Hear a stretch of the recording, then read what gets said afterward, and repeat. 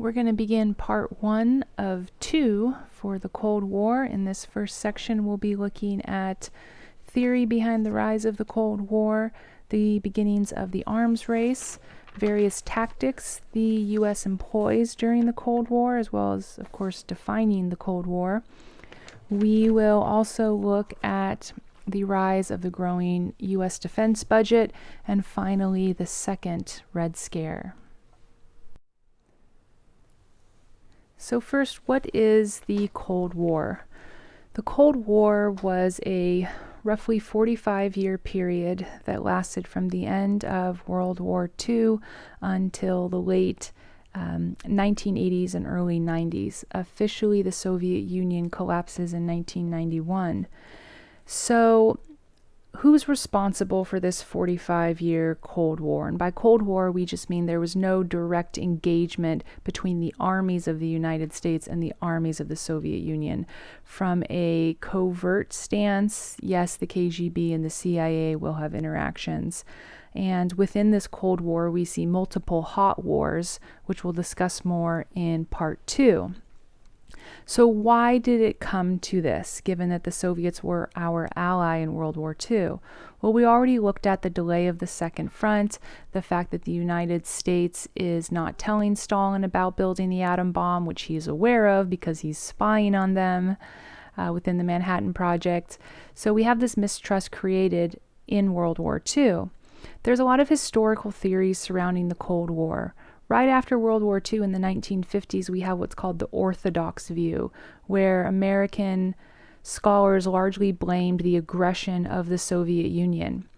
Then in the more liberal 1960s and 70s, as Americans are beginning to criticize our role in Vietnam, we see the revisionist theory, in which U.S.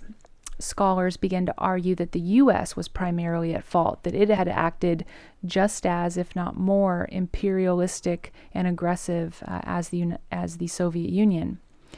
Following that, we get what's called the New Liberal School, which argues that there was simply a miscommunication based on fear and the desire to demonstrate each nation's big stick, right? That we were afraid of the Soviets, so we built up weapons to make them scared. And they were scared, so they built up weapons to make us scared.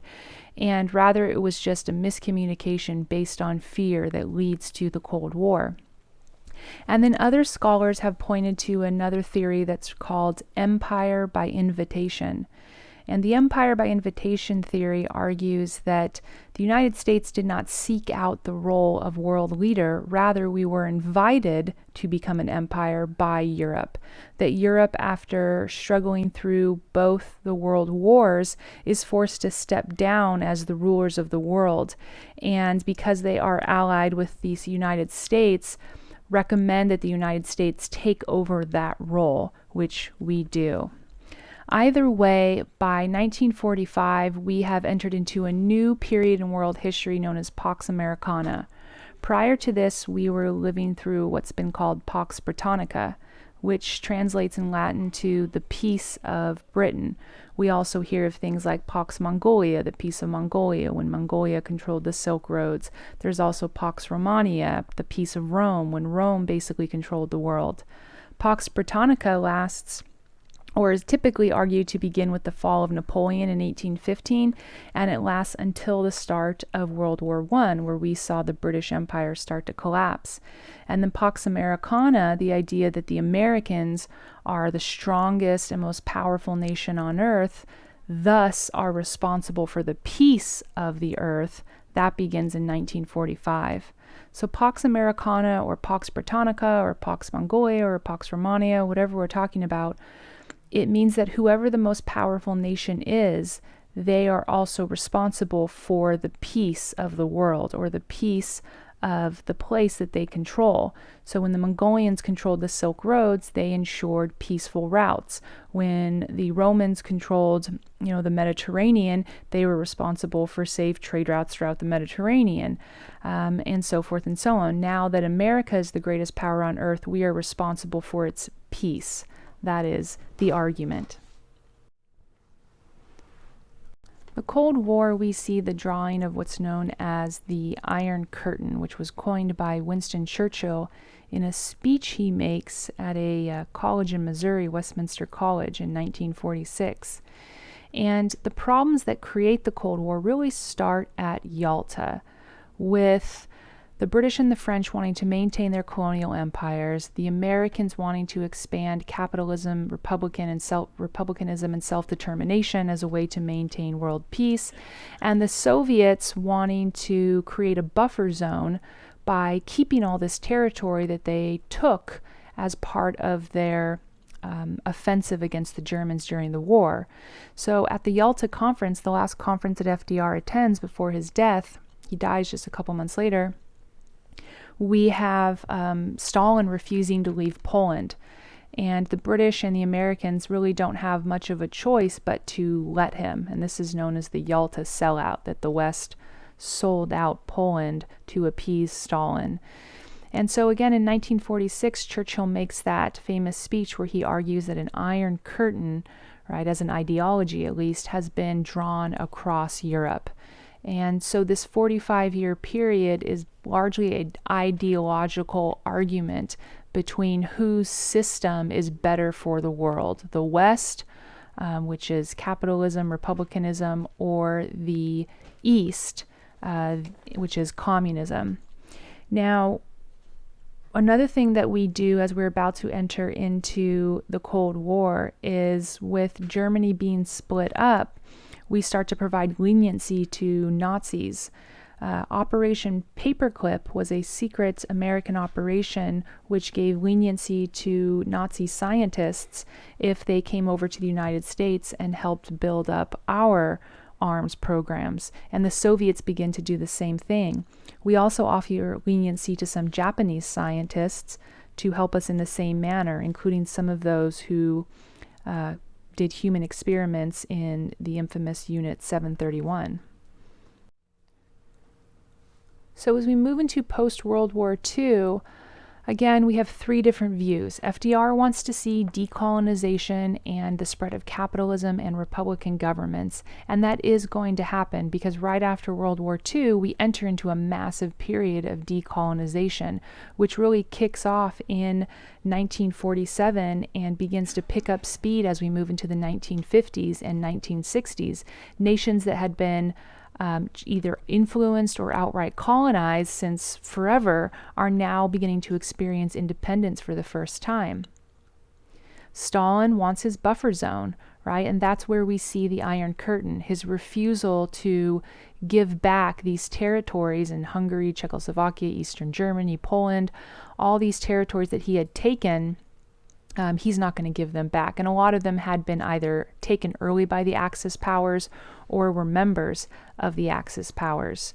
We do see a peace treaty that comes at the end of the World War II. It's called the Paris Peace Treaties, which were formally signed in February 1947, but negotiated the year prior.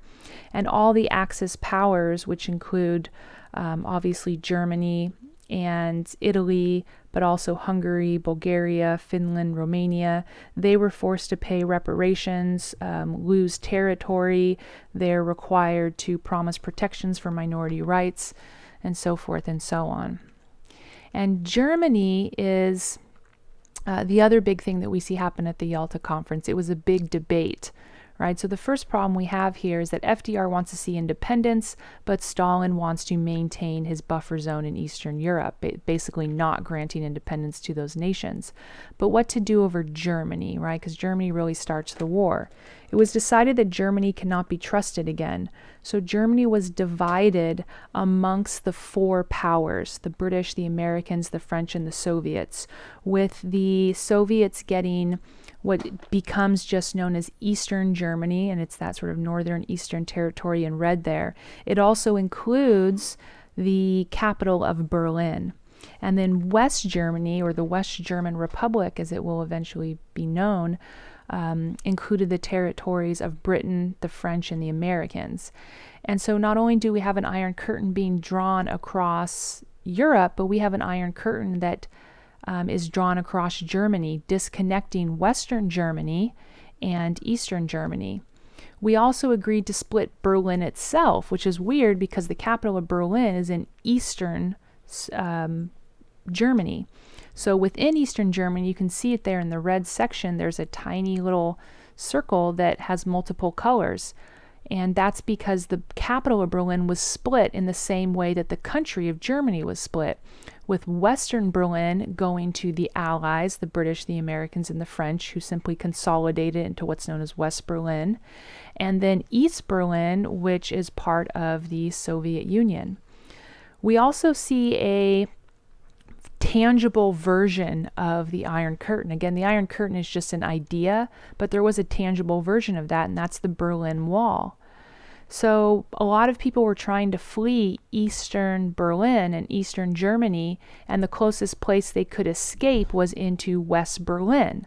So people were fleeing into West Berlin, and to stop that, the next head of the Soviet Union, Nikita Khrushchev, he has the Berlin Wall built, which was a massive wall with armed guards who were given orders to shoot anyone who attempted to cross the wall. And this was a wall that surrounded all of West Berlin, basically making them an island for a period of almost 30 years until the wall finally comes down in 1989. And so the Berlin Wall is a very symbolic version and tangible version of what was the Iron Curtain. Now, with our new president, Harry Truman, he is desperately trying to prove that he can be a tough president, because there was a lot of criticism about him coming into the office. So he is very aggressive against the Soviet Foreign Secretary Molotov. And we also see Republicans more and more who are very aggressive beginning to take over Congress. In 1947, they passed the National Security Act, which I think is one of the most significant acts passed through Congress because it created all these things. The DoD, or the Department of Defense, right? That's not officially created until after World War II. We realized during World War II that having separate departments for the Navy, the Army, which became the Army Air Force, got kind of confusing. And then there was also the Department of War. So we decided to consolidate all of that into one Department of Defense, right? Because there used to be a Department of Navy and Department of War. We also create the Central Intelligence Agency, the CIA. What's funny about creating the CIA is that we did so publicly through an act of legislation. But the CIA works on, covert assignments, like secret assignments. They're spies. And you're not supposed to tell people you have spies. So to publicly say, we have spies, they'll be in a city near you. If you see a shady guy with a suitcase, that's us, was a very odd thing that had never happened in the world before. We had spies before this. During World War II, we had the Office of Strategic Services, which eventually becomes the CIA. And of course, most European nations had the CIA. The British, I think, are kind of the most funny. They had MI6, which is, one of their many sort of covert branches, and they denied for decades that it existed, which was ridiculous because we were making like 1 million James Bond movies. Like, everybody knows that MI6 exists, and it's not until like the 1990s that after 27 James Bond films that the British are like, oh yeah, we've been spying on people, and the whole world's like, yeah, we know. So the CIA just comes out and says, yeah, we exist, we'll be spying on you. The National Security Act also created the NSA, the National Security Administration, which became very famous after the whole Edward Snowden thing. And they do international and domestic monitoring, obviously. And then it also created the separate Air Force, because when the Air Force became a thing, it was actually connected to the Army. And that got confusing because it also required the use of the Navy with aircraft carriers. So they just made it its own separate branch as it remains today. So the National Security Act dramatically reorganized United States defenses. Now, things heat up in September 1949 when the United States Army detects a rise in radioactivity within their constant checking of the atmosphere. And that was because just a couple weeks prior, or just a few days prior, on August 29th, 1949, the Soviets successfully tested their first atom bomb. It was a plutonium bomb, and now that we know, Stalin has the bomb as well, and Truman lets everyone know, right? Remember back to Theodore Roosevelt's big stick? Stalin's not trying to hide the fact that he has this bomb. He wants people to know. And of course, Americans freak out. We get into this whole period of hide under your desk, kids. This piece of cardboard desk will save you from the atom bomb. The idea of people creating, basements and stocking up on canned food and all that stuff, that begins after 1949, now that we're aware that our enemy has this terrifying weapon and we remember what it did to Japan. In response to this, the National Security Council, which was actually also created here, the National Security Council is a special advisory committee for the president, and they give the president various advice or reports. And one of their most famous reports that they give to the president, in this case, is NSC 68 report. And this was a report given to President Truman in April 1950. NSC 68 largely defines U.S. policy during the Cold War. It recommended several things. First, we're going to increase taxes because we have to start paying for an increase in U.S. defenses. So we're going to start seeing the U.S. defense budget get bigger. Then they recommend that we increase our weapons of mass destruction. Not only increase our atoms bombs, but specifically start moving funding to begin testing a bigger weapon, a hydrogen bomb. So the difference between an atom bomb and a hydrogen bomb is the difference between fusion and fission, right? Whether we are combining atoms or splitting atoms, those create different amounts of energy. And a hydrogen bomb had up to 1,000 times the power of an atom bomb. So it's basically an atom bomb on crack.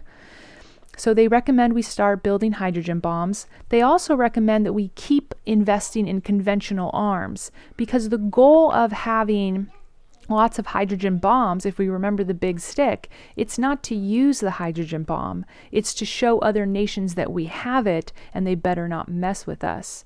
So as part of that big stick mentality, we're going to also increase the amount of conventional forces, hoping that any wars in the future will be fought conventionally and not with weapons of mass destruction. So we start seeing some of our scientists who are part of the Manhattan Project working on this. Enrico Fermi is actually considered to be one of the first people to begin splitting the atom in 1939, building a nuclear reactor. But Edward Teller, who was an immigrant from Hungary, who also fled, he is known as the father of the hydrogen bomb, and he leads the American scientific group that eventually gets us the hydrogen bomb. So we successfully test our first bomb in what's known as Operation Ivy in 1952. The Soviets reply almost immediately by successfully testing their first hydrogen bomb in 1953. Now we've got the hydrogen bomb, and Stalin has the hydrogen bomb. And so we build more, and he builds more. And we build more, and he builds more. The idea, this increasing arms race seems mad. It seems absurd. And in fact, that was part of the policy. The policy of MAD stands for Mutually Assured Destruction.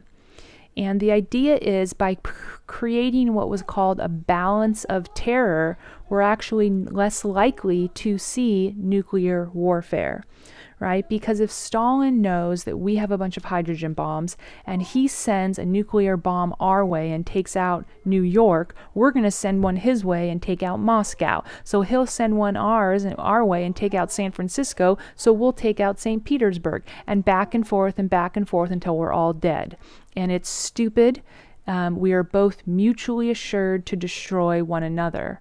So as absurd as mad seems, that was the actual policy, that we're building nuclear weapons not to use them, but to scare our enemy into also not using theirs. And so despite the increasing arms race, and as terrifying as that was, here's a cartoon at the bottom making fun of all the new kinds of bombs, because you have the A bomb and the H bomb. So they're like, oh, the Z bomb, the Y bomb, they're making fun of it.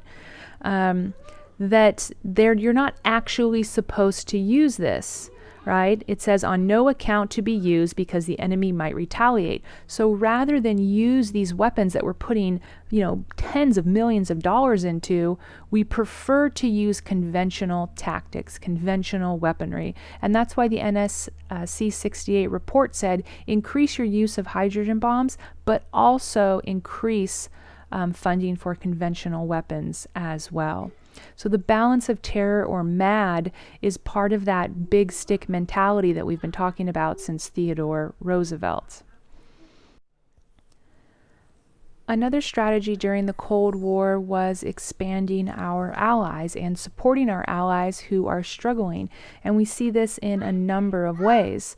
Even though some of the things we're about to look at might appear nice, we're doing the nice thing, or we're being taking the moral high ground, all of it was part of this Cold War strategy, right? Not only do we want to win the world, but we want to win the hearts and minds of the world. And to do that, we need to make friends.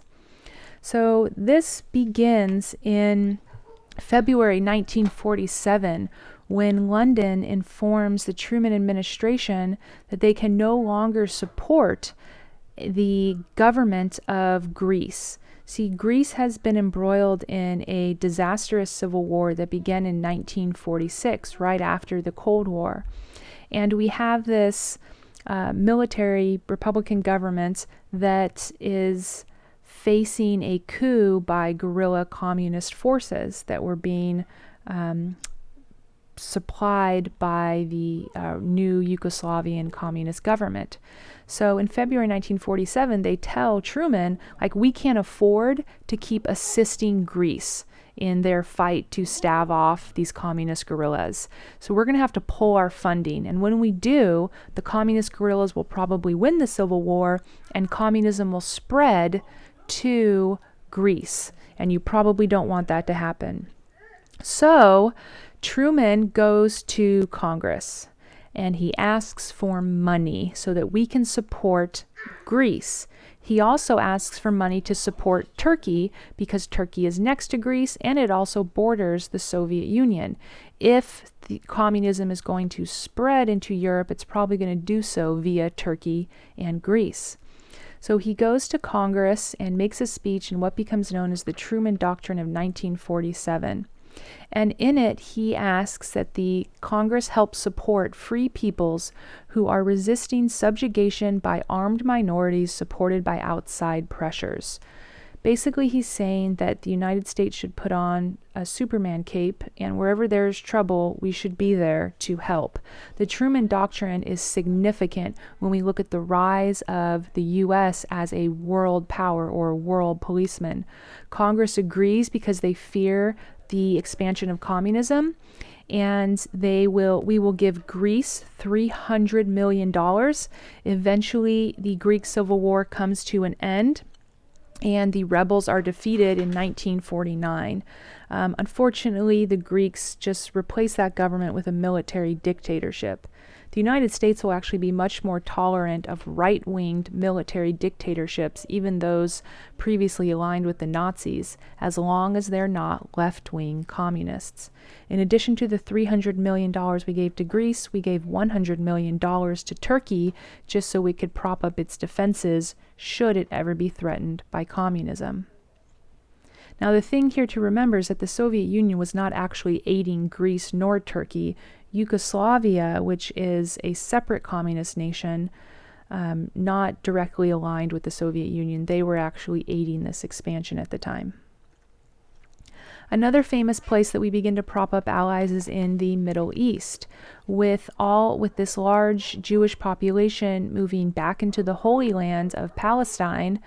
as part of that Zionist belief and the attempt to escape the Holocaust, we see the rise of this problem between Palestinians and Israelis.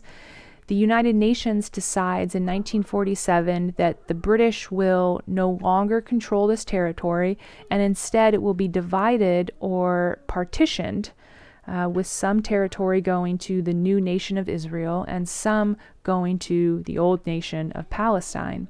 The following year, Israel declares itself a formal nation. That same day in May 1948, Truman immediately picks up the phone and acknowledges the new state of Israel. And here's his letter doing that.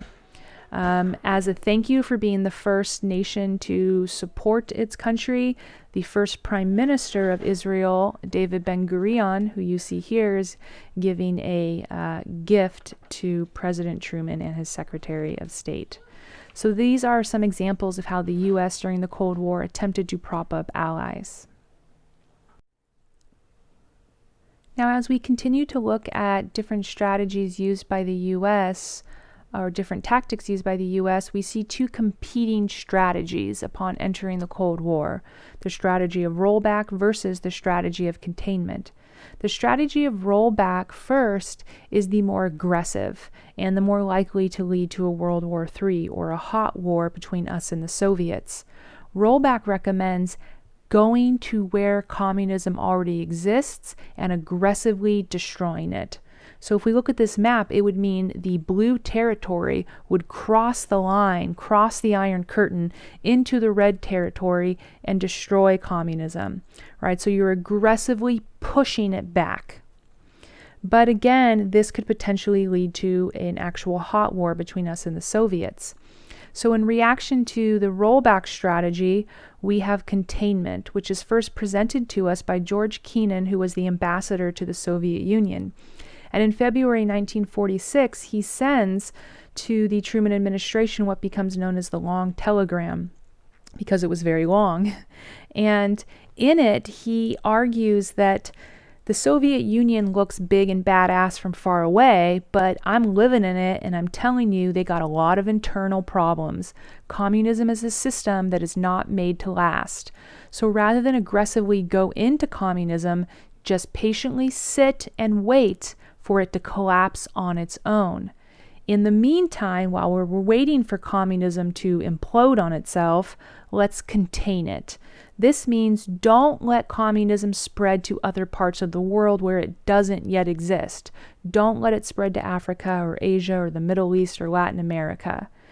And so that's where the U.S. will be most active. That's why we see our hot wars and use of the CIA in Latin America, in Africa, in the Middle East, in Asia, but not in Moscow, because if we were in Moscow, that would be rollback. Instead, we just want to draw a line and prevent communism from spreading elsewhere. So containment becomes the favored strategy for the United States. We've already seen how we used containment to prop up our allies by giving money to Greece and money to Turkey. We don't want communism spreading. Another place where we see the attempt to contain communism by propping up allies is through the Marshall Plan in 1948. So General George Marshall at this point is Secretary of State.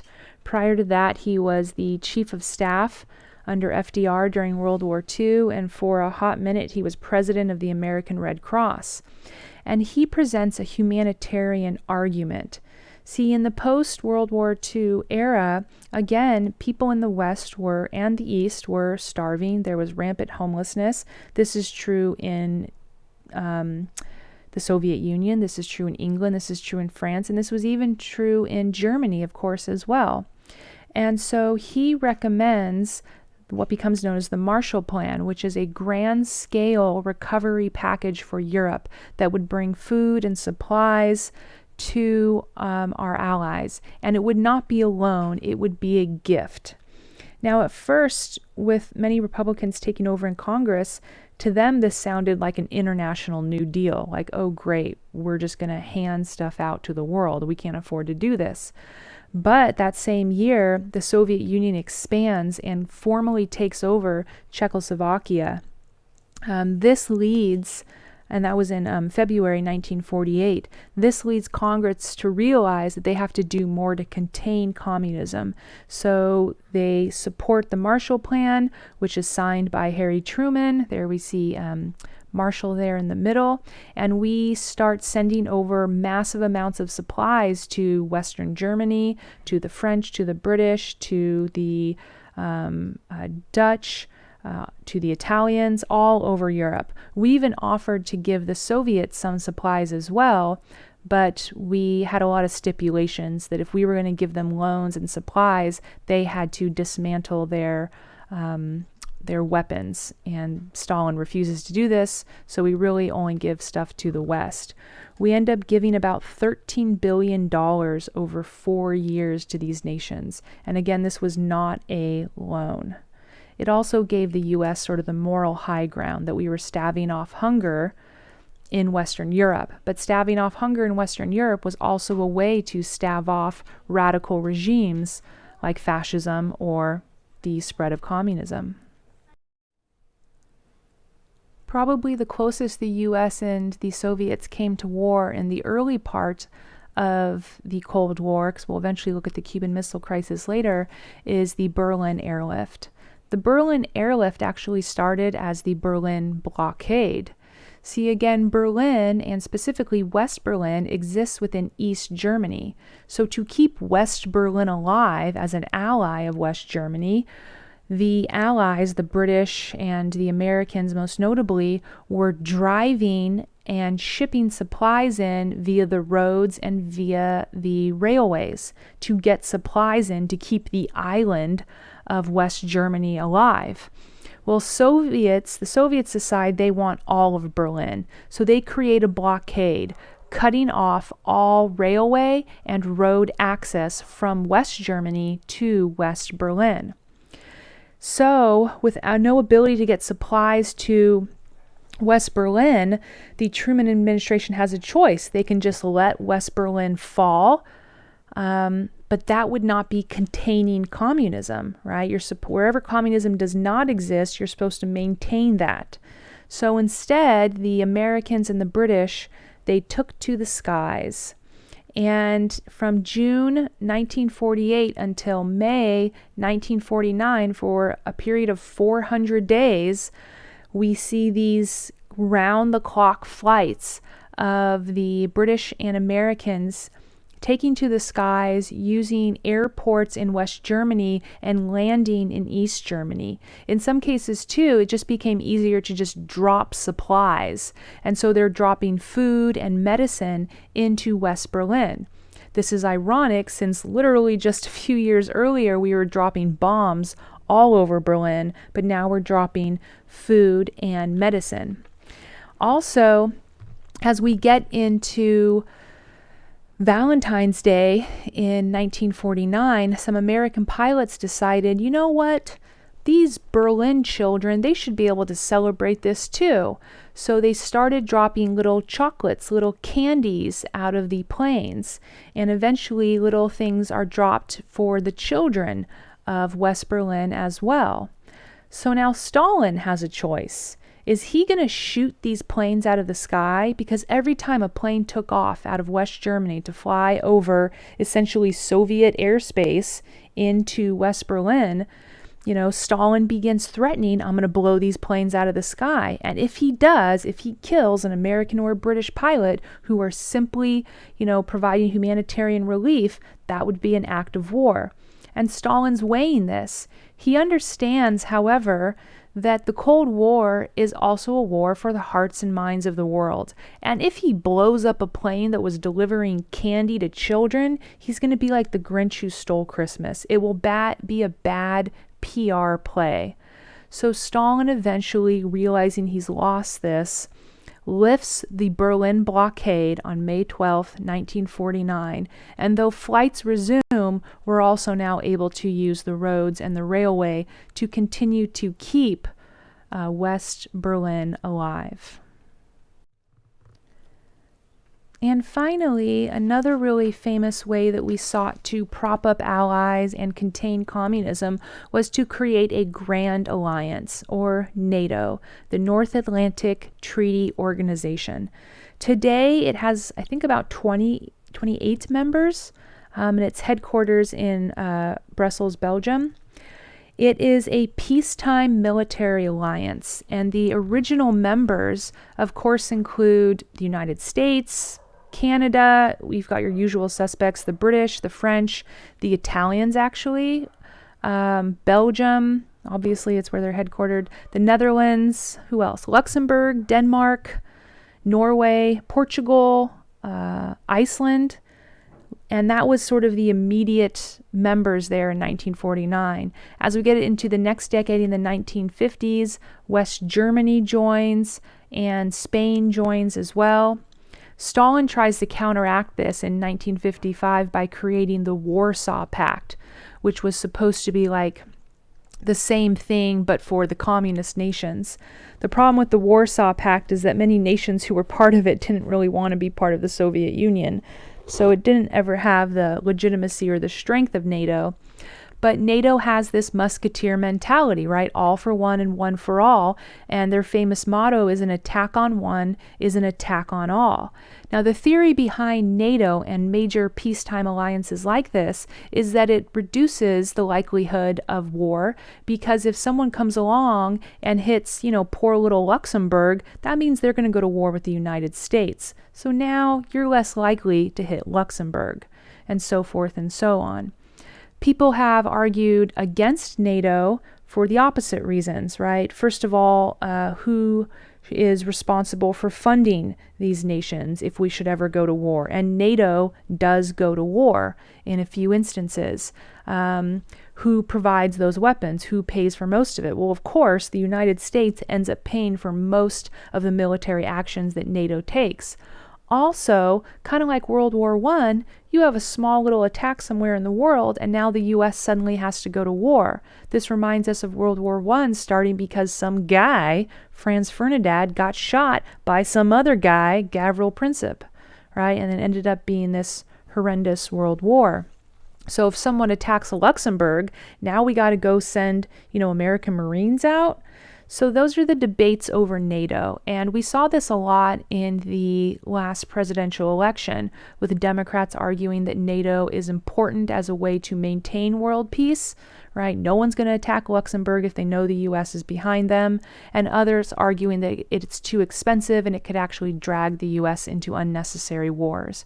And so the debate over NATO rages, but it was absolutely a Cold War policy.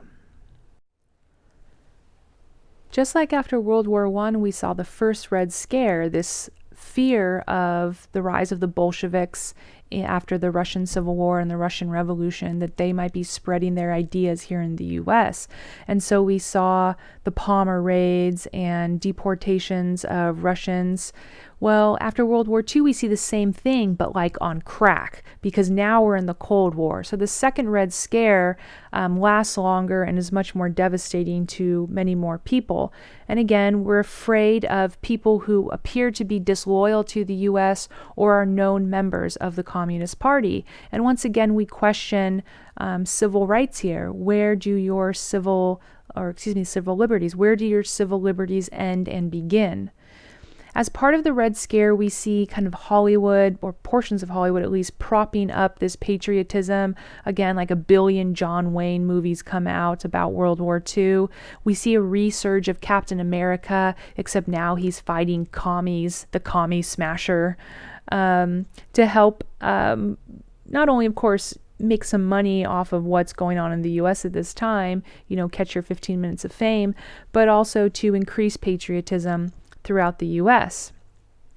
In Congress, we see the creation of the House on Un-American Activities Committee, right? The HUAC, the House on Un-American Activities Committee. And so this was a House committee that investigated un-American activities, most notably left-leaning activities, people who refuse to sign loyalty oaths, people who are overly supportive of unions. With Republicans taking control, we start to see some legislation passed that really works to dismantle unions.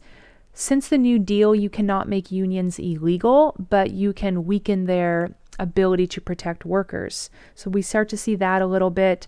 Most notably, or most well known, I should say, the House on Un-American Activities begins to go after Hollywood, and it starts to create the careers of eventually some very famous Republicans, most notably a young Richard Nixon here. It targets Hollywood. There were a famous series of testimonies, or lack of testimony, by a group of Hollywood writers, producers, directors who kind of refused to get on the bandwagon in terms of producing patriotic films, and instead were believed to be members of the Communist Party. So they were brought before the House committee and forced to testify. And there they were asked the famous question, which you hear all throughout the Second Red Scare: are you now, or have you ever been, a member of the Communist Party? Well, the famous Hollywood 10, these 10 writers, producers, directors, refused to answer that question. They argued that it doesn't matter what political party I support. I can support any party I want. It's part of my civil liberties. So they refused to testify in regards to that question. And because of their refusal to testify, they were all jailed. We also see Hollywood being sort of divided between people who support the more patriotic films and people who are more left-leaning, because there is certainly a left-leaning crowd within Hollywood. And so within the right-leaning crowd, we see guys like a young Ronald Reagan, who was the head of the Screen Actors Guild. He was like a B-list kind of Western movie star, and he becomes the president of SAG, and he testifies against the Hollywood 10 to the House. This sort of solidifies him as a political figure, eventually making him a Republican, a prominent Republican in California, and eventually one of the few Republicans from California that eventually becomes governor. Nixon is also a Republican from California as well. We also see Walt Disney, who also testified against the Hollywood 10. So Hollywood itself becomes very divided over what kind of films to make and who to support. Within the Second Red Scare, as part of this targeting of internal enemies, we see the very famous case against Julius and Ethel Rosenberg. So Julius and Ethel Rosenberg were American citizens. They were both born in New York. Julius, her husband, had been an engineer for the Army, and he actually worked on the Manhattan Project, even specifically at Los Alamos at one point. Her husband's brother, so Ethel's brother, whose name was David Greenglass, he begins to work with the Soviets to pull secrets out of the Manhattan Project so the Soviets can begin building their weapons program. So Greenglass goes to Julius Rosenberg and asks for papers. And Julius Rosenberg provides those, and then supposedly his wife Ethel knew all about the things that her husband and her brother were doing, and in addition to that, at their home, typed up those papers so that Julius could bring them back to work as though they had never been missing, and Ethel could send them on to her brother. The Julius and Ethel Rosenberg controversy is still very much with us, because when they are both arrested, the only evidence against them was by the testimony of people who had already proclaimed to be spies for the Soviets, and they already proclaimed to be spies for the Soviets as a way to get lesser sentences. Even later on in 2001, David Greenglass, who was really the key witness against his sister Ethel, argued that the reason he testified against her is because the prosecution sort of pressured him to do so, arguing that they already had evidence that he had been acting as a spy and they could potentially go after his wife for assisting him. So he argued he had this sort of Sophie's choice moment of selling out his sister or protecting his, and to protect his wife. So he testifies against his sister and his brother-in-law.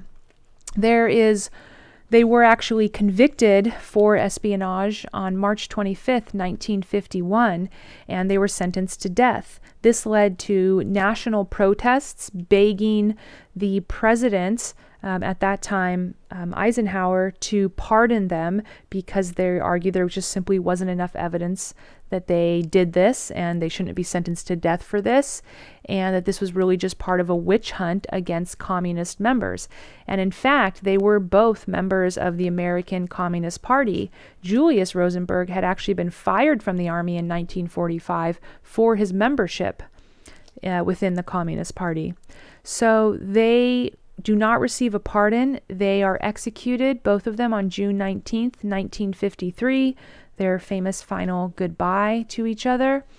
And they are the only two people to be executed for espionage during the entirety of the Cold War.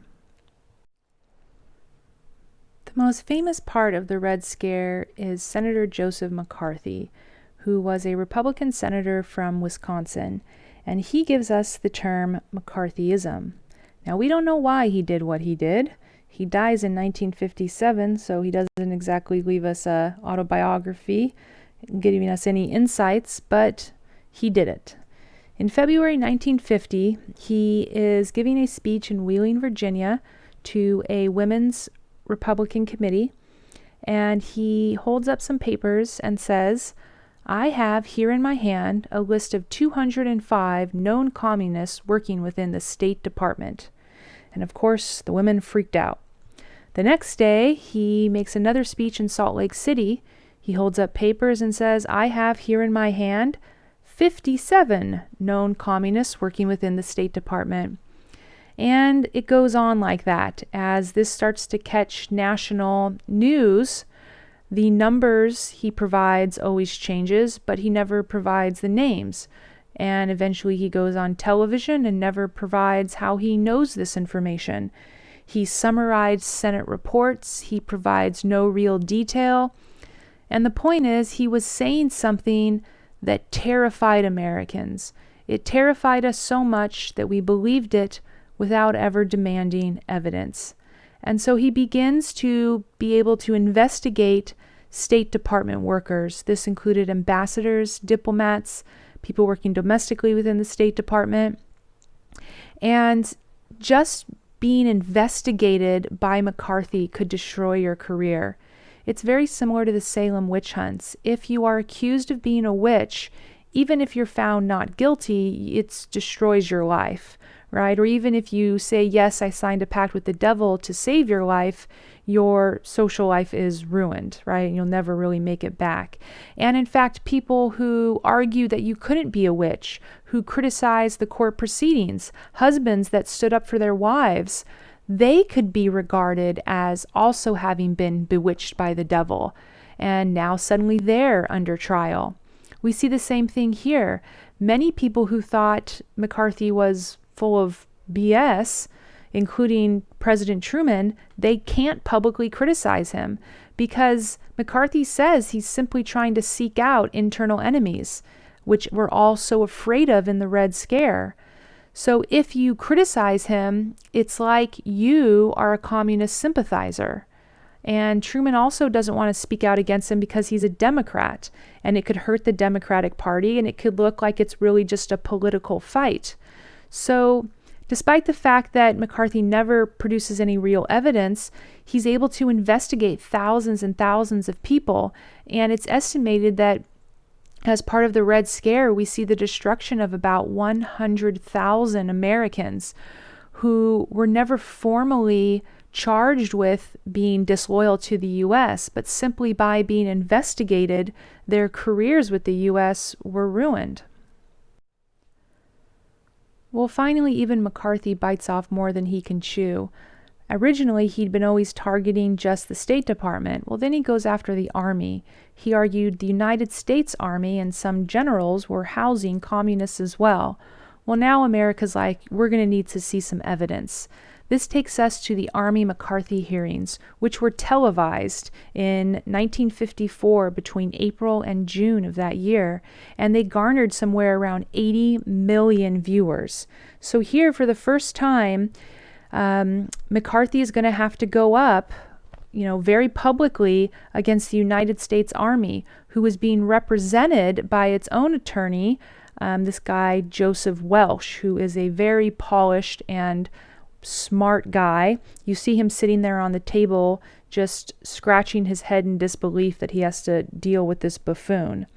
And because Joseph Welch is a talented attorney, who's able to think logically, he was able to demonstrate through the Army McCarthy hearings that McCarthy had no evidence at all of communism within the Army, that he was talking in circles, and he was able to quite easily point to all the places where McCarthy was not only not actually presenting evidence, but presenting simply fallacies and logic. Most notably, I just love this. This is the defense. Look at them. They're just like, this is absurd what this guy's saying. Most notably, a red herring. So a red herring is a fallacy in logic in which the person who is losing the debate tries to gain the upper hand again by pointing to something that has nothing to do with the debate, right? So if you and I were both debating, which one is wearing the cooler shoes, and then you're winning because your shoes are cooler than mine, and then I try to divert the topic by pointing to your sweater, that would be a red herring. So the same thing happens here, most notably when McCarthy tries to change the topic. Welch is pushing McCarthy into a corner with these questions that McCarthy is unable to answer. And McCarthy responds by saying, well, you've got this new law clerk I hear working for you who used to be a supporter of these, left-leaning groups. So maybe you're a communist. And it was just such a piece of crap argument. It had nothing to do with what they were even talking about, that Attorney Welch interrupts McCarthy and shouts at him, "Have you no sense of decency, sir?" And it was just kind of this humiliating moment for McCarthy. The Army McCarthy hearings come to an end with no accusations against the Army, and in December of that same year, the Senate voted 62-22 to formally censor McCarthy for, quote, conduct unbecoming of a senator, unquote. And again, he dies in 1957, just a few years later, so we don't really get to know why he did what he did. But the phrase McCarthyism today is associated with a witch hunt, where you go after people with very little evidence, and mostly political witch hunts. So a witch hunt is where you are targeting something that the wider community already is afraid of, which makes it an easier target. And because we're so afraid, or because we already believe, we don't bother to ask for specifics. We don't bother to ask for evidence. And finally, we're going to start seeing the rise of our defense budget, most notably under Eisenhower. So the phrase military-industrial complex actually comes to us from Eisenhower. In the time that he was office, and we'll focus on him more in the next section, he greatly increases our defenses as part of this Cold War strategy. That if we're going to contain communism all over the world, that's going to require a very large armament, which requires a lot of money. So in 1950, before Eisenhower becomes president, our defense budget stood at about 1/3 of the entire budget, which was about, so the defense budget was about $13 billion. Well, by the time Eisenhower gets towards his second term, the defense budget accounts for 2/3 of the entire budget. So the defense budget moved up to $50 billion. So in those few years, not only has the entire budget of the U.S. expanded, because the U.S. is actually getting wealthier in the 1950s, but a greater portion of our budget is moving towards defense spending. And we see this increase every time we start to move into a war. So you can obviously appreciate World War II was a big one, but then it dips down immediately after World War II. We'll see it next time increase with the Korean War, and we'll finish this war off with, or this course off with Vietnam. And this also goes to increase our big stick and the building of nuclear warheads. In addition to this, Eisenhower in 1956 signs the Federal Aid Highway Act, which you can see there in the bottom right corner. When he was in Germany, he's like, the Germans suck. But one thing he liked about the Germans was the Autobahn, which is their massive freeway system, which mostly has no speed limit, and it works to create transportation efficiency around the country, as well as support defenses, right, so that you can move men and material quickly. Well, we didn't really have a very large highway system.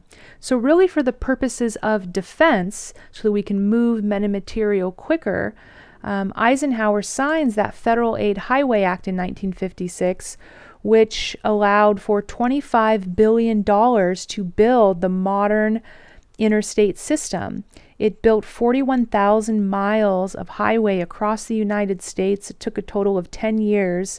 And even though we're starting to see Republicans take control and the New Deal come to an end, it was actually the largest public works program up to that point because it created so many jobs.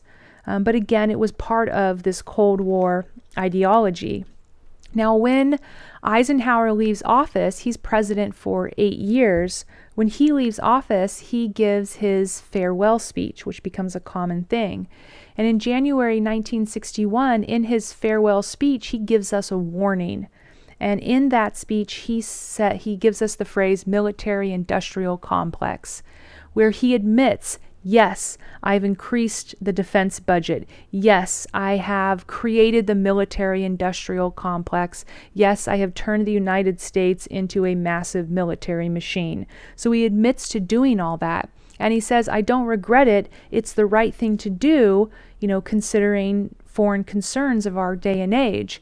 However, if the military-industrial complex is not monitored by civilians who are aware of what their government's doing, then it could become corrupted. Then it could become a serious problem. So he advises the American public, even though I've created this military-industrial complex, you, the citizens, must constantly monitor it. As we move into part 2, we'll start to see the U.S. go abroad in many more ways. We'll get the rise of the CIA, and we'll see our first hot war, the Korean War.